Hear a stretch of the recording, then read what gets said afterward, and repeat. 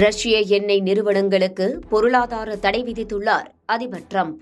அதே சமயம் ரஷ்யாவுடன் எண்ணெய் வாங்கினால் அந்த நாடுகளுக்கும் அபராதம் விதிக்கப்படும் என எச்சரித்துள்ளார்.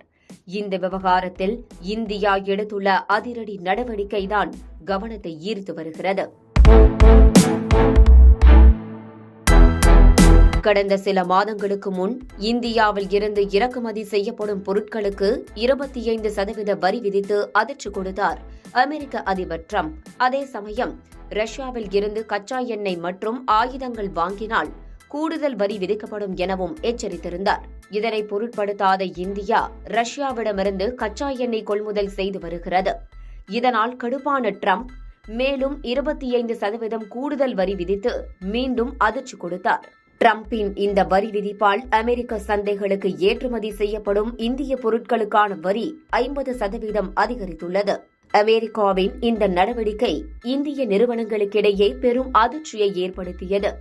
ஆனால் இந்தியாவோ தொடர்ந்து ரஷ்யாவிடமிருந்து கச்சா எண்ணெய் கொள்முதல் செய்து வருகிறது. இதற்கிடையில் ரஷ்யாவிடமிருந்து கச்சா எண்ணெய் கொள்முதலை படிப்படியாக நிறுத்துவதாக பிரதமர் மோடி தன்னிடம் உறுதியளித்துள்ளதாக அதிபர் டிரம்ப் கூறினார். ஆனால் இதனை இந்திய வெளியுறவு அமைச்சகம் திட்டவட்டமாக மறுத்தது. இந்த நிலையில் ரஷ்யாவின் 2 பெரிய எண்ணெய் நிறுவனங்களான ரோஸ்நெஃப்ட் மற்றும் லுகோயில் மீது பொருளாதார தடை விதித்தார் அதிபர் டிரம்ப். அமெரிக்கா அல்லாத நிறுவனங்களும் அவற்றின் துணை நிறுவனங்களும் ரஷ்யாவுடன் வணிகம் மேற்கொண்டால் அவற்றுக்கும் தடை விதிக்கப்படும் என டிரம்ப் அதிர்ச்சி கொடுத்தார்.